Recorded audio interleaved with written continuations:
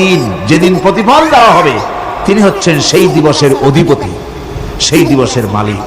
সূরা ইনফিতারে আল্লাহ পাক বলছেন, وما أدراك ما يوم الدين ثم ما أدراك ما يوم الدين।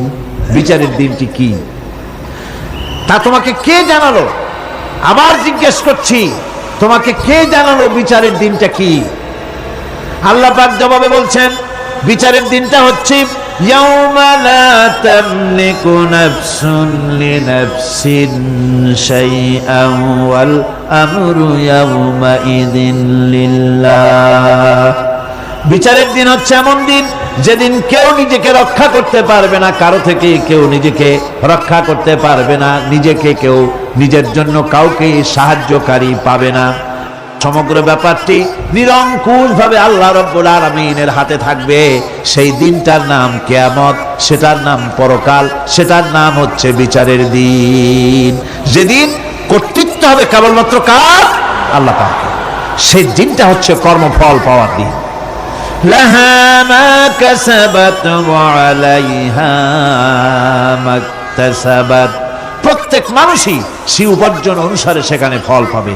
যেমন কর্ম তেমন ফল পাবে, ব্যক্তি হিসাবে পাবে, দল হিসাবে পাবে। তিলকা উম্মাতুন ক্বাদ খালাত লাহা মা কাসাবাত ওয়া লাকুম মা কাসাবতুম ওয়া লা তুসআলুনা আম্মা ইয়ামালুন। প্রত্যেক মানুষই তার উপার্জন অনুসারী ফল পাবে। যা সে পাবে তা নিজের উপার্জন ছাড়া আর কিছুই না, আর যে ফল পাবে সেটাও তার উপার্জন। সুতরাং কিয়ামতের দিন আল্লাহ মানুষের উপরে কোনো জুলুম করবেন না, অত্যাচার করবেন না। আল্লাহ পাক তো তার বান্দার জন্য জুলুমকারী নন, ঠিক কি না? আল্লাহ পাক বলছেন, মান আমিলা সালিহান ফালিনাফসিহি ওয়া মান আসাআ ফাআলাইহা ওয়া মা রাব্বুকা বিযাল্লামিন লিল আবিদ। যে ব্যক্তি পূর্ণ কাজ করলো সে নিজের কাজে নিজের স্বার্থেই তা করলো। আমরা যে নামাজ পড়ি এটা কি আল্লাহর স্বার্থ? কথা কন, আল্লাহর স্বার্থ? সারা পৃথিবীর সমস্ত মানুষ যদি আল্লাহরে সেজদা দেয়, আল্লাহর ক্ষমতা আরো কিছু কালের জন্য বাড়বে নাকি? সমস্ত মানুষ যদি আল্লাহকে অস্বীকার করে, বিদ্রোহী ঘোষণা করে, বিদ্রোহ ঘোষণা করে, তাতে কি আল্লাহর ক্ষমতা শেষ হয়ে যাবে? নাউযুবিল্লাহি মিন যালিক। যেমন ছিলেন তেমনই থাকবেন। সুতরাং আমরা যা করি, আমরা নামাজ পড়ি নিজেদের জন্যে, আল্লাহকে খুশি করার জন্য, কিন্তু কল্যাণটা আমার। কল্যাণটা কার? আমার। রোজা, হজ, যাকাত, তেলাওয়াত যা করি সব আল্লাহকে খুশি করার জন্য, কিন্তু স্বার্থ পুরাটাই আমার, আমার কল্যাণের জন্যই আমি করি। এবং আল্লাহ হচ্ছেন তিনি তোমাদের রব। ওমা রাব্বুকা বিযাল্লামিন লিল আবিদ। তোমাদের রব হচ্ছেন তিনি যিনি বান্দাদের উপরে কখনো অত্যাচার করেন না, জুলুম করেন না, মেহেরবানি দিয়ে যিনি ছেয়ে রাখেন, তিনি হচ্ছেন আল্লাহ পাক। সুতরাং সেই কিয়ামতের মাঠে আল্লাহ পাকের দরবারে আমাদের সকলকেই উঠতে হবে। আল্লাহ পাকের দরবারে আমাদের সামনে, আল্লাহ পাকের সামনে দাঁড়াতে হবে। সেদিন আমাদেরকে কেউ বাঁচাতে পারবে না। সেদিন আল্লাহ পাক এর দরবারে যেন আমরা আসামি না হই, সেজন্য এই পৃথিবীতে কোরআন অনুযায়ী আমাদের জীবন গড়তে হবে, সুন্নাহ অনুযায়ী জীবন গড়তে হবে। তাহলে পরকালে আল্লাহ পাকের কাছে নাজাত পাওয়া যাবে। বড় কঠিন জায়গা, বড়ই কঠিন জায়গা। আপনি ইউরোপে যান, আমেরিকায় যান, যেখানেই যান না কেন, বিদেশে গেলে সেখানে বন্ধু বান্ধব আছে, ফরেন কারেন্সি সংগ্রহ করে যেতে হয়। আর যদি বন্ধু বান্ধব না থাকে তাহলে ফরেন কারেন্সি তো সংগ্রহ করে নিয়ে যাবেনি, সেটা দিয়ে আপনার উপকার হবে। কিন্তু এমন একটা দেশে আমরা যাব, আমাদের সকলকে যেতে হবে। ওই দেশটার নাম কি? পরকাল। ওইটার নাম কি?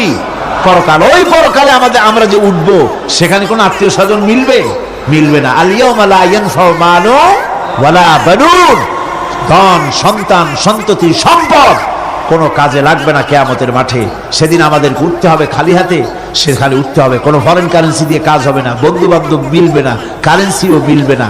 এমন একটা কঠিন জায়গা যেখানে মাথার উপরে হবে প্রচন্ড সূর্যের কিরণ, পায়ের তলে হবে তামার মতো জমিন, সমস্ত মাঠ জুড়ে শুধু মানুষ চিল্লাবে, কাঁপতে থাকবে, চিল্লাইতে থাকবে, উলঙ্গ উলঙ্গিনী হয়ে কিয়ামতের মাঠে মানুষ আল্লাহর দরবারে উঠবে।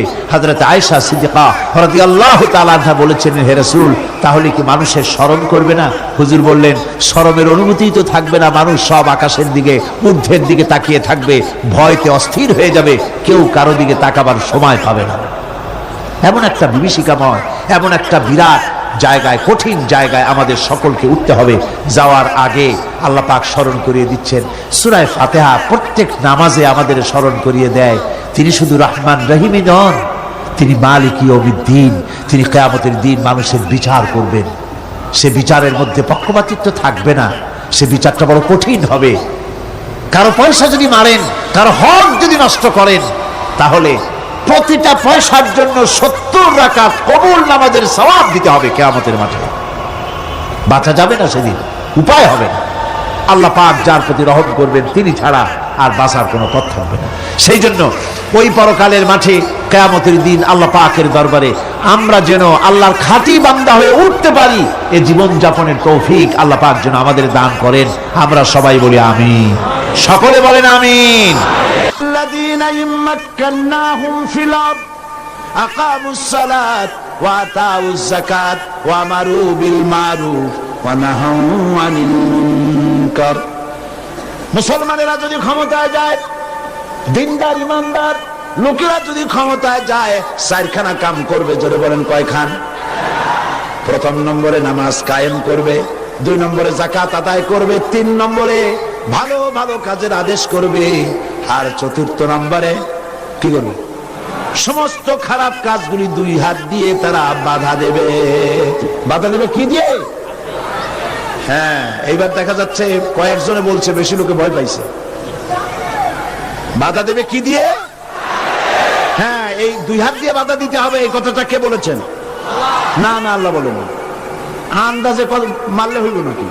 বুঝে শুনে জবাব দিতে হবে। 2 হাত দিয়ে বাধা দিতে হবে। কথাটি কার? রাসূল করিম সাল্লাল্লাহু আলাইহি ওয়াসাল্লামের। মান রা মিনকুম মুনকারান ফালিয়ুগাইয়িরহু বিয়াদিহি। 2 হাত দিয়ে বাধা দাও, 2 হাত দিয়ে অন্যায়ের প্রতিরোধ করো। আমরা করি না। এই সরকারের আমলে সিনেমার যত ন্যাংটা ছবি রাস্তায় রাস্তায় টানানো, আমি জিজ্ঞেস করতে চাই, এত নোংরা ছবি বাংলার ইতিহাসে কোনদিন টানানো হয়েছে কিনা? একজন সরকার, একটা সরকার প্রধান নারী, একজন নারী সরকার প্রধান, আর তার সময় নারীরা সবচাইতে বেশি লাঞ্ছিত আর ধর্ষিতা হলো। ভালো কাজের আদেশ দাও, অন্যায় কাজ থেকে ফিরাও।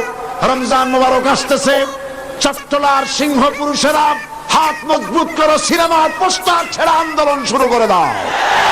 কোন সিনেমায় নগ্ন ছবি থাকতে পারবে না, কোন রাস্তায় নগ্ন ছবি থাকতে পারবে না।